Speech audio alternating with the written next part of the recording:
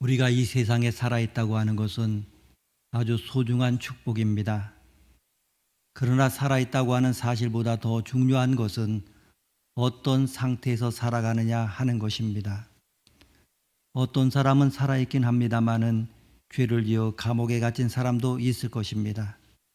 어떤 사람은 살아있긴 하지만 다른 사람의 등을 쳐먹으면서 살아가는 사람도 있을 것입니다. 사람은 어떤 내용을 담는 그릇과 같습니다. 그릇은 그 안에 담기는 내용에 따라서 가치가 결정됩니다. 그 안에 꿀이 들어있다고 하면 꿀단지가 되고 간장이 들어있으면 간장병이 됩니다.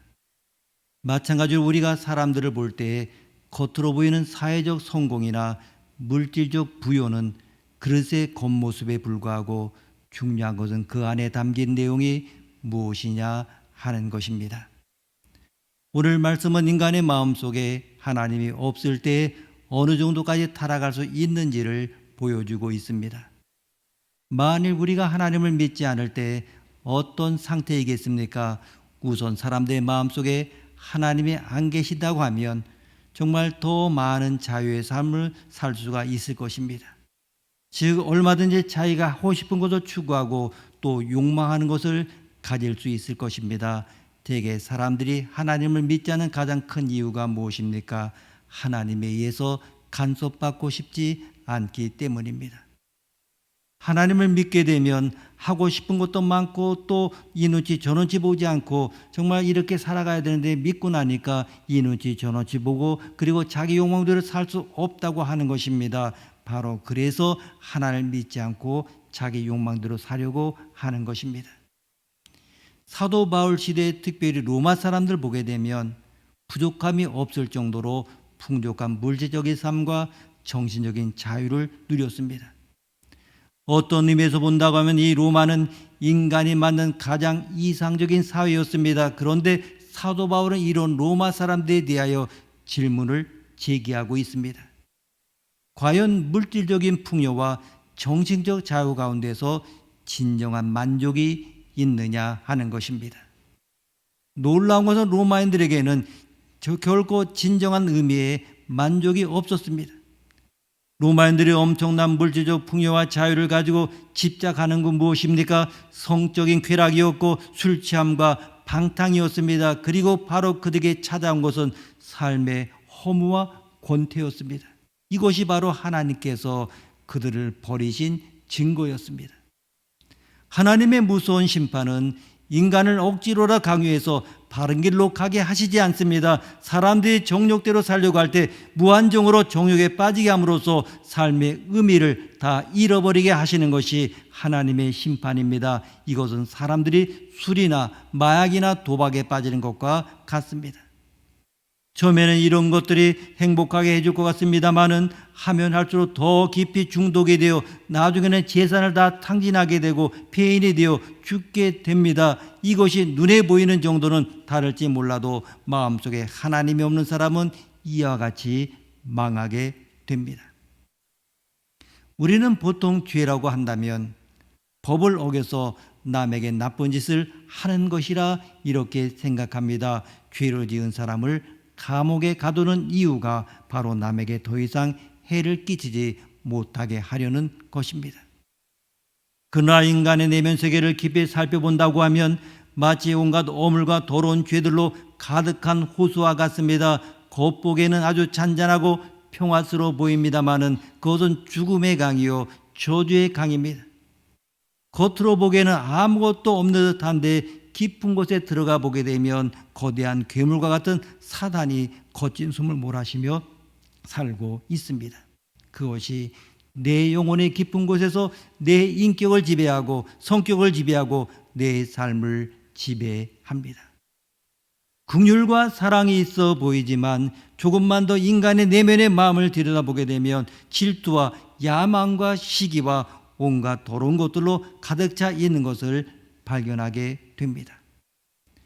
어떤 신학자는 인간의 마음을 악의 제조 공장과 같다고 했습니다. 샘물이 나오듯이 인간의 마음속에 끊임없이 솟아나오는 것은 악한 생각뿐이요 더러운 생각뿐입니다. 로마서는 모든 인간은 스스로 하나님을 떠난 죄인이라고 선언합니다. 즉 사단의 종로로 타는 죄인이 되었다고 이야기합니다. 로마서 6장 23절에 보면 죄의 삭은 사망이라고 말합니다. 죄를 지은 인간에게 죽음과 사망이 찾아온 것입니다. 그래서 인간은 사망의 그늘 아래 앉아있는 존재입니다. 이것이 바로 인간입니다. 하나님이 없는 인간, 하나님을 떠난 인간에게는 죽음에 대한 불안과 그림자가 있습니다. 이것이 바로 하나님 없는 인생입니다. 그런데 우리 사람들 보게 되면 사람들은 자기가 지은 죄를 잊어버리거나 무시하려고 합니다. 그래서 오랜 세월이 지나게 되면 자신도 기억하지 못하고 다른 사람도 기억하지 못합니다. 그렇다고 해서 죄가 없어집니까? 그렇지가 않습니다. 그 죄가 하나님으로부터 가려지거나 용서받지 못했다고 하면 그 죄는 다 그대로 있는 것입니다. 개인이 지은 죄는 그가 죽는 날 모든 죄를 심판받게 될 것이고 인류 역사가 지은 죄도 남김없이 역사의 종말에 다 계산이 될 것입니다. 이것이 말세에 나타날 대환란과 심판입니다. 여러분, 개인이든 나라든 간에 모든 죄악은 하나도 남김없이 그 대가를 치르게 된다고 하는 것입니다. 여러분이 분노하고 저주하고 욕한 모든 것도, 약탈하고 폭력을 행한 모든 것도 그대로 심판받게 될 것입니다. 이러한 이유 때문에 하나님께서 자신의 독생자 어린 양 예수 그리스도를 이 세상에 보내셔서 십자가에 못 박혀 죽게 하셨습니다. 예수 그리스도께서 우리 죄를 대신하여 십자가에 피 흘려 죽으신 이유는 하나님의 진노와 심판으로부터 구원하기 위해서입니다. 여러분, 예수 그리스도의 피로 구원을 받으셨습니까? 지체하지 마십시오. 지금 이 시간 여러분의 모든 죄를 회개하고 예수 그리스도의 피로 씻음을 받으십시오. 성경은 그 죄가 진홍같이 붉을지라도 눈과 같이 희어질 것이라고 말씀하십니다. 하나님께서는 동이 서에서 먼 것 같이 그 죄를 멀리 옮기겠다고 말씀하십니다. 하나님께서는 그것을 기억도 하지 않겠다고 하셨습니다. 그러나 회개하지 않은 죄는 그대로 남아 있습니다. 용서받지 못한 죄, 예수 그리스도의 피로 씻음받지 못한 죄는 물건을 쌓아놓듯이 차곡차곡 쌓입니다. 그리고 어느 날 그 쌓인 죄는 하나님의 진노를 나타냅니다. 18절 말씀 우리가 함께 읽겠습니다. 하나님의 진노가 불의로 진리를 막는 사람들의 모든 경건하지 않음과 불의에 대하여 하늘로부터 나타나나니. 아멘. 그렇습니다. 하나님의 진노는 반드시 나타납니다. 죄의 지은 대로 그대로 나타납니다. 그러면 하나님의 진노를 일으키는 가장 본질적인 큰 죄는 무엇입니까? 21절 말씀 함께 읽습니다. 21절입니다. 하나님을 알되 하나님을 영화롭게도 아니하며 감사하지도 아니하고 오히려 그 생각에 허망하여지며 미련한 마음이 어두워졌나니. 아멘. 그 죄란 하나님에 대한 불경건입니다. 하나님을 신뢰하지 않고 공경하지 않는 것입니다. 하나님은 사람을 지을 때 하나님을 신뢰하고 알만한 것을 주었다고 말씀합니다. 그것이 무엇입니까? 양심이요 이성입니다. 정말 창조 때부터 인간은 누구든지 하나님이 계시다는 것을 알게 되어 있습니다. 하나님께서 창조 때부터 모든 만물에 그것을 새겨 놓았다고 말씀합니다. 그러나 인간은 하나님을 알되 하나님을 영화롭게도 아니하고 감사하지도 아니하고 도리어 그 생각이 허무해졌다고 했습니다. 그래서 하나님을 거부하고 마음에 두기를 싫어하게 되었습니다. 하나님께 대드는 악한 사람도 있습니다. 이것이 죄입니다. 하나님께 대한 불순종입니다. 이러한 인간에게는 하나님의 진노하십니다. 그러면 그 진노가 무엇입니까? 용서받지 못한 죄가 쌓이는 것을 의미합니다. 그 결과 죄는 어느 날 모두 다 드러나게 됩니다. 그리고 죄에 대한 대가가 나타납니다. 이것이 심판이요 하나님의 진노입니다. 두 번째로 본문에서 나타난 것과 같이 진노란 하나님의 은혜가 있다가 없어지는 것을 의미합니다. 은혜가 무엇입니까? 하나님이 나를 붙잡고 계셔서 내가 존재하는 것을 의미합니다. 그러나 하나님의 이러한 은혜가 나타나지 않는다면 하나님의 진노가 그대로 나타나게 되는 것입니다. 하나님의 포기가 무엇입니까? 그래, 내 마음대로 살거라, 이렇게 하는 것입니다.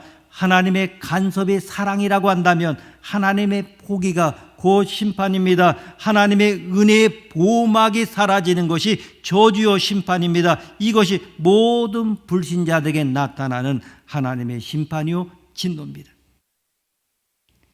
여러분, 우리가 우리의 인생을 돌이켜 보면서 정말 지금까지 살아오면서 어떤 은혜의 손이 나를 붙잡고 있었다고 하는 생각이 들지 않았습니까? 정말 누군가 나를 위해 계속 기도해왔다는 생각을 여러분 해보지 않았습니까? 그렇게 위험한 순간에도 하나님이 나를 지켜주시고 보호해 주었던 일은 정말 기적이 아닙니다. 지나고 생각해 보면 그것은 정말로 놀라운 일이었습니다. 하나님의 심판이 무엇입니까? 앞서도 말씀드린 대로 하나님의 복입니다. 내 멋대로 하고 싶은 대로 살아가라는 것입니다. 더 이상 간섭하지 않겠다고 하는 것입니다. 24절 말씀 함께 읽습니다. 24절입니다. 그러므로 하나님께서 그들을 마음의 정욕대로 도로움에 내버려 두사 그들의 몸을 서로 욕되게 하셨으니 아멘. 26절 봅니다. 26절입니다. 이 때문에 하나님께서 그들을 부끄러운 욕심에 내버려 두셨으니 곧 그들의 여자들도 순리대로 쓸 것을 받고 영리로 쓰며 아멘. 28절입니다. 또한 그들이 마음에 하나님 두기를 싫어하며 하나님께서 그들을 그 상실한 마음대로 내버려 두사 합당하지 못한 일을 하게 하셨으니 아멘. 그래서 오늘 본문에 열거된 합당하지 못한 21가지의 죄를 짓게 된 것입니다. 그렇습니다. 하나님께서 내버려 두신 것이 바로 심판입니다. 저들 마음의 정욕대로 내버려 두고 부끄러운 욕심에 내버려 두고 상실한 마음대로 내버려 두신 것입니다. 왜 하나님께서 그들을 인간의 죄의 본성대로 내버려 두시는지 아십니까? 28절 말씀 우리가 다시 읽겠습니다. 28절입니다. 또한 그들이 마음에 하나님 두기를 싫어하며 하나님께서 그들을 그 상실한 마음대로 내버려 두사 합당하지 못한 일을 하게 하셨으니 아멘. 그 대답은 간단합니다. 저희가 하나님을 마음에 두기를 싫어했기 때문입니다. 하나님이 없는 인간, 하나님을 거부한 인간은 참으로 비참한 것입니다. 그 추악하고 참혹한 죄의 모습 그대로가 하는 것입니다. 정말 내 마음속에 있는, 정말 성경에 보게 되면 그 추악한 죄들이 많이 열거가 되어져 있고 오늘 본문도 나타났습니다마는 이러한 죄악들이 거미가 알을 낳듯이 줄줄이 나오는 것입니다. 누군가 막아주지 않으면 주체할 수 없이 솟아나는 것입니다. 29절 32절에서는 하나님을 거부한 인간들에게서 나오는 죄악들을 좀 더 자세하게 분류하여 보여주고 있습니다. 첫 번째 죄의 그룹은 인간 자신 안에 나타나는 근본적인 죄들의 목록입니다. 29절 말씀 함께 읽습니다. 29절입니다. 곧 모든 불의, 추악, 탐욕, 악의가 가득한 자요, 시기, 살인, 분쟁, 사기, 악독이 가득한 자요, 수근수근하는 자요. 아멘. 첫째는 모든 불입니다.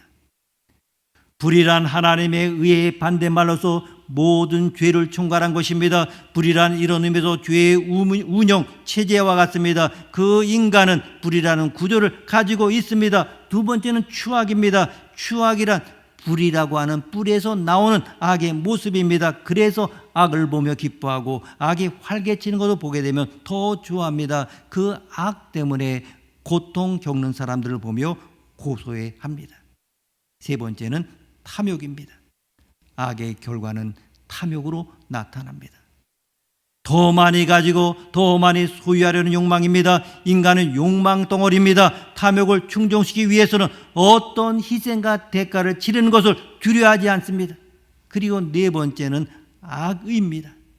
이러한 불의와 추악과 탐욕은 악한 생각과 의도 때문에 나타나는 것입니다. 바로 29절에 이러한 죄들이 가득하다고 했습니다. 마치 홍수 때 물이 흘러 넘치는 것과 같은 의미입니다. 또한 두 번째 그룹은 다른 사람을 적극적으로 괴롭히는 죄의 목록들입니다. 모든 불의, 추악, 탐욕, 악의는 물론 시기, 살인, 분쟁, 사기, 악독들이 나타나게 됩니다. 그래서 29절 후반부에 보게 되면 첫째로 시기입니다. 이 시기는 남을 미워하고 정죄하는 마음입니다. 시기는 미움을 잉태합니다. 정말 시기에서 각종 모함과 경쟁과 질투가 생겨납니다. 시기 속에는 사람을 죽이는 독이 있습니다. 두 번째는 살인입니다. 시기는 결국 살인하는 데까지 가게 됩니다. 살인은 마귀의 전공입니다. 마귀는 사망의 권세를 가지고 있습니다. 하나님이신 생명을 죽이고 파괴하려는 것입니다. 그리고 세 번째는 분쟁입니다. 시기는 살인까지 가지 않더라도 대부분 분쟁을 일으킵니다. 마귀가 있는 곳에는 언제나 분열과 분쟁이 일어납니다. 시기, 살인, 분쟁입니다.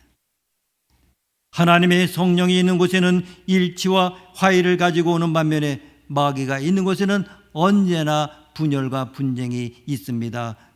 그리고 네 번째는 사기입니다. 이것은 마치 낚시 미끼를 꿰어서 고기를 잡듯이 속임수를 쓰는 것을 의미합니다. 요한복음 8장 44절에 보면 너희는 너희 아비 마귀에게서 났으니 너희 아비의 욕심을 너희도 행하고자 하느니라. 저는 처음부터 살인자요 진리가 그 속에 없으므로 진리에 속하지 못하고 거짓을 말할 때마다 제 것으로 하나니 이는 저가 거짓말장이요 거짓의 아비가 되었음이라. 이렇게 말하고 있습니다. 마귀는 사기꾼입니다. 그리고 다섯 번째는 악독입니다. 이것은 악한 성질의 죄로서 의도적으로 행하는 악한 행동입니다. 이러한 악독은 사악한 것으로 모든 사람에게 결정적인 피해를 줍니다. 그리고 세 번째 그룹은 저주받은 12가지 인간의 모습들을 보여주고 있습니다. 이들은 언제나 부정적 역할을 하고 파괴하는 역할을 합니다. 첫째는 수군수군하는 자입니다. 사람들이 보지 않는 데서 남을 악평하고 비방하는 것을 말합니다. 사실보다 소문일 경우가 많습니다. 좋은 내용보다는 나쁜 내용이 많고 긍정적이기보다는 부정적인 경우가 많습니다. 두 번째는 비방하는 자입니다. 사람들이 보내도 공개적으로 상대의 잘못을 공격합니다. 헐뜯고 깎아내립니다. 세 번째는 하나님을 미워하는 자입니다. 결국 이러한 모든 죄들 때문에 하나님으로부터 미움을 받게 되고 버림을 받게 된 자를 뜻합니다. 그리고 네 번째는 능욕하는 자입니다. 악의를 가지고 다른 사람을 경멸하고 인권을 유리하는 자를 의미합니다. 한 사람을 철저하게 괴롭히고 파멸로 이끕니다. 다섯 번째는 교만한 자입니다. 다른 사람 멸시하고 자신은 높아지기를 원하는 사람입니다. 다른 사람의 충고나 권면을 거부합니다. 우월감에 사로잡히는 사람입니다. 여섯째는 자랑하는 사람입니다. 자랑이란 교만이 언어로 표현되는 것을 의미합니다. 교만하면 스스로 자랑하게 됩니다. 자기가 중요하고 모든 것이 자기 중심이 됩니다. 능력하는 자와 교만한 자와 자랑하는 자는 다 같은 개념으로 자신을 과시하고 뻐기는 자를 뜻합니다. 일곱째는 악을 도모하는 자입니다. 스스로 악할 뿐만 아니라 다른 사람들과 악을 도모하는 사람입니다. 악은 전염성이 있고 악은 공범자를 찾습니다. 한 가지 악으로 만족하지 못하고 또 다른 악을 추구하는 자입니다. 여덟 번째는 부모를 거역하는 자입니다. 배은망덕이라고 말합니다. 하나님을 거부하는 사람은 부모에게도 순종하지 않고 거역합니다. 31절 말씀 함께 읽습니다. 31절입니다. 우매한 자요, 배악하는 자요, 무정한 자요, 무자비한 자라. 아멘. 아홉째는 우매한 자입니다.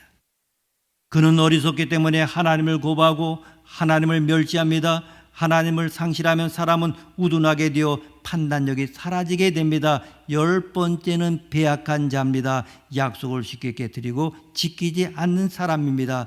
11번째는 무정한 자입니다. 감정이 거세된 기계 같은 인간입니다. 특별히 미래 시대의 인간이 갖는 특징입니다. 12번째는 무자비한 자입니다. 하나님의 긍휼을 상실한 자입니다. 냉혈 동물과 같습니다. 무정한 자와 무자비한 자란 본능적으로 인간의 내면 감정을 상실한 사람입니다. 지금까지 우리는 인간의 근본 성향과 생각과 행동이 얼마나 악한가를 하나님의 말씀을 통하여 검토해 보았습니다. 이것은 로마 당시의 사람들에게만 해당되는 이야기가 아닙니다. 우리들도 하나님 앞에 벌거벗겨 놓으면 다를 것이 하나도 없습니다. 아무리 잘난 척, 아무리 의로운 척 가장해도 소용이 없습니다. 인간은 근본적으로 추악한 존재입니다. 우리가 이것을 인정을 해야 합니다. 32절 말씀 함께 읽습니다. 32절입니다. 그들이 이 같은 일을 행하는 자는 사형에 해당한다고 하나님께서 정하심을 알고도 자기들만 행할 뿐 아니라 또한 그런 일을 행하는 자들을 옳다 하느니라. 아멘. 여기서 우리는 두 가지 사실을 배우게 됩니다. 첫째는 이런 일들은 사형에 해당되는 죄라는 것을 잘 알고 있다고 하는 점입니다.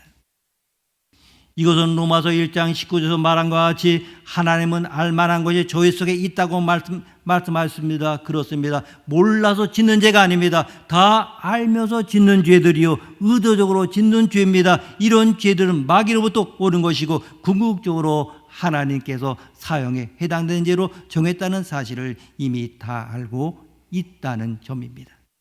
그리고 두 번째는 알고 행할 뿐만 아니라 그런 일을 행하는 자를 옹호한다는 사실입니다.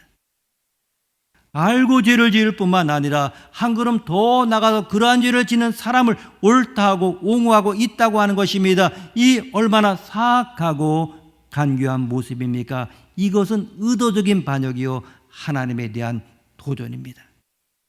이제 우리의 결론 간단하게 나타납니다. 이러한 말씀을 듣고 두렵고 떨림으로 회개하고 하나님 앞에 나오는가? 아니면 이런 말씀을 듣고도 아무런 마음의 찔림과 회개가 없는가 하는 것입니다. 저는 이 본문을 읽으면서 묘한 느낌을 받았습니다. 마치 마귀가 저를 향하여 손가락질하면서 26절 이하에 나오는 죄를 한 가지씩 지적해가며 하나님께 고소하는 것처럼 느껴졌습니다.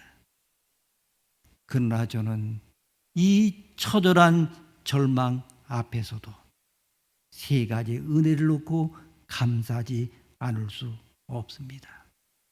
첫째는 하나님을 싫어하는 부패한 마음을 예수 그리스도 안에서 새 마음으로 바꿔주신 은혜입니다. 두 번째는 예수를 믿자마자 모든 죄를 무조건 용서해 주신 은혜입니다. 세 번째는 예수를 믿은 후에도 여전히 악함이 남아있지만 성령의 감화로 악을 범하지 못하게 막아주시는 은혜입니다. 여러분은 어떻습니까? 분명히 이것을 기억하십시오. 그리스도 안에 있는 자에게는 결코 정죄함이 없나니 오직 해답은 한 가지입니다. 우리의 이러한 죄악을 보고 마음의 찔림과 회개를 통하여 주님의 십자가 앞에 조용히 나아가는 것입니다. 겸손히 나아가는 것입니다. 그리스도 안에 있는 자에게는 결코 정죄함이 없나니. 그렇습니다. 우리가 지금 그리스도 안에 있기만 한다면 이 모든 정죄는 사라지게 될 것입니다. 사람의 이름 말로 되지 않습니다. 하나님의 나라는 말에 있지 않고 능력이 있다고 했습니다. 하나님의 말씀은 능력이고 생명입니다. 이 말씀은 어떤 병든 인생도 치료의 새로운 삶을 살게 할 것입니다. 우리가 주님의 말씀을 들을 때 주님께 부르짖어 기도합시다. 그러면 우리의 생각까지 치료하셔서 건강하고 아름다운 삶을 살게 해 주실 것입니다. 우리 인간의 마음은 언덕 위에 있는 수레에 비유할 수 있습니다. 언덕에 놓여 있는 수레를 한번 상상해 보십시오. 손으로 붙잡고 있지 않으면 그것은 굴러 떨어질 수밖에 없습니다. 이와 마찬가지로 우리가 예수를 믿고 새 사람이 되었지만 하나님의 손에 붙잡혀 있지 않으면 죄악된 세상으로 떨어질 수밖에 없습니다. 우리는 본문에 나오는 죄악들을 얼마든지 범할 수 있는 가능성을 가진 불완전한 존재입니다. 그러나 우리가 죄의 구렁텅이에 빠지지 않도록 붙잡아 주시는 하나님의 은혜가 있습니다. 이 놀라운 은혜를 베풀어 주신 하나님을 찬양합시다. 여러분은 이 은혜의 손에 붙잡혀 있는 사람입니까? 기도하시겠습니다. 하나님 아버지, 우리 안에 회개하지 않은 수문제가 있다면 양심이 그것을 지적하여 주시옵소서. 성령님께서 오늘 그것을 말하게 하여 주옵소서. 내가 그것을 인하여 정말 눈물을 흘리며 회개하게 하옵소서. 어린 양과 같이 되게 하여 주옵소서. 눈과 같이 희게 하여 주옵소서. 보혈의 피로 적시게 하여 주시옵소서. 흰 옷을 입게 하여 주옵소서. 환난 날에 흰 옷을 입는 성도들이 되게 하시고, 그래서 이 환난을 피하게 하시고 심판을 피하게 하시고 하나님의 진노를 피하게 하여 주옵소서.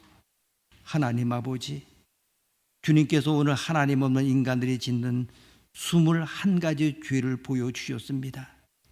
이 모든 죄들과 우리 성도들과 상관이 없도록 도와주시고, 혹시 그런 죄의 영향력이 있다 할지라도 성령의 강력한 역사로 말미암아 그런 모든 죄들이 사라지게 하여 주옵소서. 존귀하신 예수님의 이름으로 기도드립니다. 아멘.